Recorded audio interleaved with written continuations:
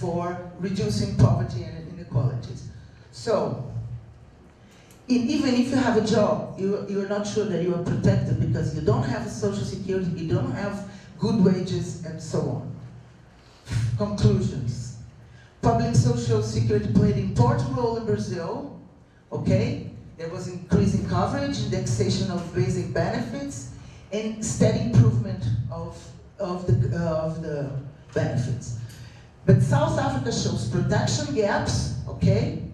Not everyone is protected by income security devices, public and distributed. But when it comes to poverty and inequalities, both in Brazil and in South Africa, labor played an important part. For Brazil, to reduce poverty and inequalities. For South Africa, to improve, to extend poverty and inequalities. So that was my message. Okay, Mr. Chairman? Thanks.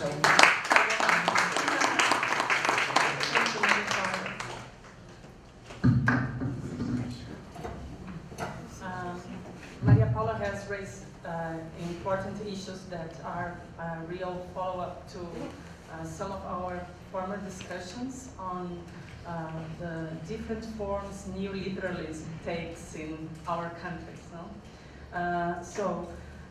Now we have Professor Cláudio Pinheiro, who is an anthropologist. He also is a historian, and he is currently the chair of SESSÃO. And for those who don't know, SESSÃO is the South-South Exchange Program for research on the history of development. And Cláudio has also he has played an important role in the realm of superior education when we talk about BRICS. So I'm looking forward for his communication. Is it work? Okay, thank you. Thank you, Antonádia, for the invitation, Tom and Eduardo for organizing the tables, and Gustavo for the initiative of this forum, for having internationalization through the South here at ANPOCS is really, we were talking about that at this point yesterday on the table on internationalization. So I'll try to refer to some of the discussions we've been having during the last days, trying to follow up some of them, especially to comments of Professor Sharma, Gustavo, and Professor Gal in particular.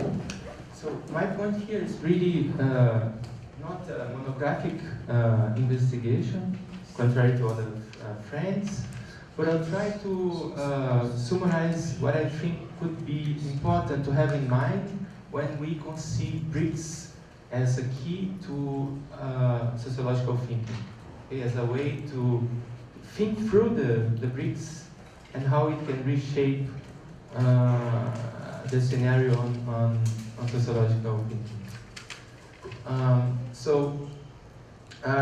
What I'm trying today is to react to this global pressure on academic internationalization.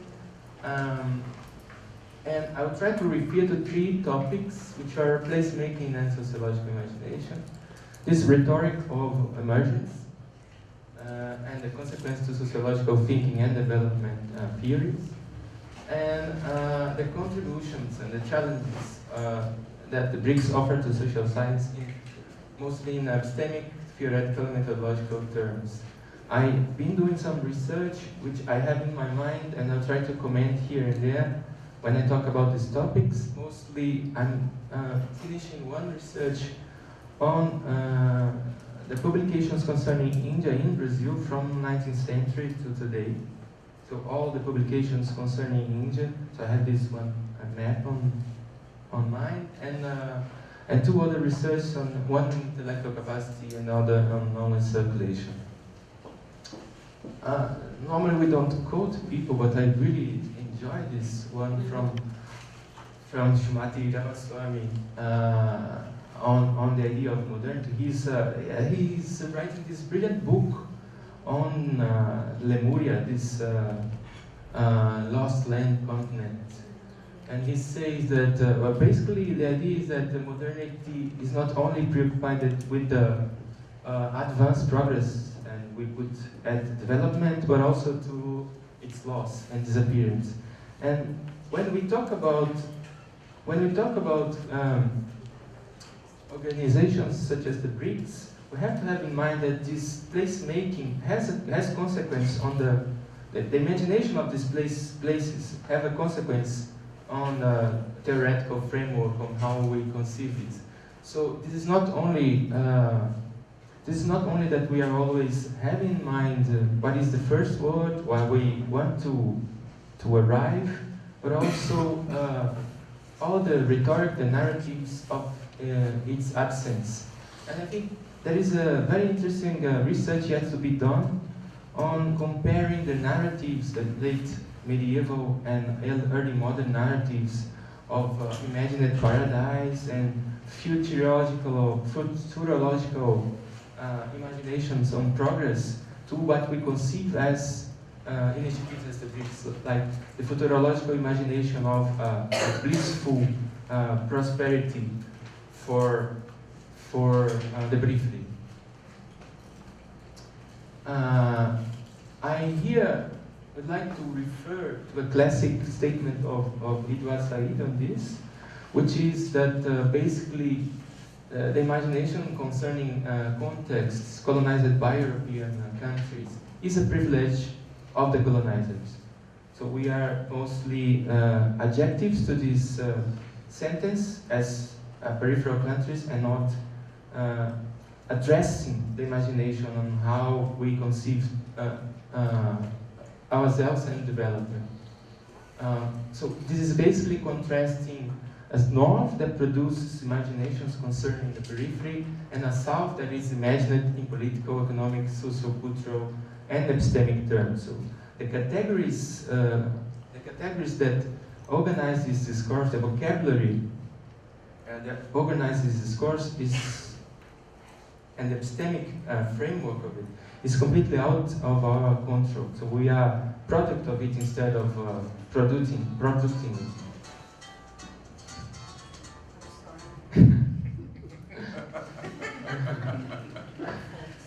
It's okay. So I'm dealing with this idea that imagination is an attribute of power, and that and my question is, how can the global peripheries mutually imagine one another outside this equation of knowledge production as a form of domination and control? So referring to what Gustavo addressed at one of the other tables, how do we see each other countries within the BRICS, and how should we be seen by other countries within the BRICS? Can we imagine any kind of equation outside this a powerful idea of imagining as part of the domination strategy? Oh, what did I do? Okay, back. So I'm sharing here with you something that I've passed yesterday at our table as a provocation, and reacting to comments of many friends. I've been talking to Maria Alice Rezende Carvalho on that aspect of the autarkic nature of knowledge production in the South. We are always referring to our belly buttons, looking at ourselves inside of our societies, rather than comparing it to other peripheries, which could be methodologically and theoretically valuable. And I would just now share with you some lead tables on the Brazilian research funding agencies on where are the people going to, where is the money going to in Brazil in terms of research funding. So this is recent tables, recent figures on that. It's 2009. Just to tell you, I mean, it's missing the total numbers of it in terms of money, but anyway, this is where, the countries which we have relations on cooperation sponsored by our national agencies. This is from CABES, the Federal Agents of Support on Graduate Education. and then again from 2010, for 2010. You please tell me what is India and South Africa you see there, or China, or Russia? This is recent. This is cooperation, science and technology and education. This is where we are sending our people to. So it's contrasting these Northern Atlantic figures to what is not the Northern Atlantic numbers. So basically what you have is less than 5% of the resource on research sponsoring, on research funding, are going to something that is not North Atlantic. If you, my colleague Marcelo Rose is there, please correct me if I'm wrong. If I don't miss, we have only 3 specific grants concerning Africa, and Antonádia too. 3 specific programs for cooperation concerning Africa. One of them is the IPSA. It's the other acronym for South Africa and India and Brazil. Another one is through the Lusophonic connection that brings Brazil to Africa and parts of a scattered, like lost ruins of the lost empire, of the Portuguese Empire. These are the numbers for the same for cooperation from 2008 to 9. So this is just to give you an example. Why I think the BRICS can be positively challenging to this kind of figure. Firstly, because we have to have in mind that, in my opinion, we don't have to look for similarities to justify the relevance of doing comparative research between these countries. I don't think we should evolve into an area studies framework for the BRICS. This is really tricky, I suppose, if we go for this kind of pathway, because it makes us again as the giraffes or the zebras or the lions of a zoo of academic research, and not addressing theoretical or methodological main key themes to the progress of social sciences. Okay, and avoiding this trap, which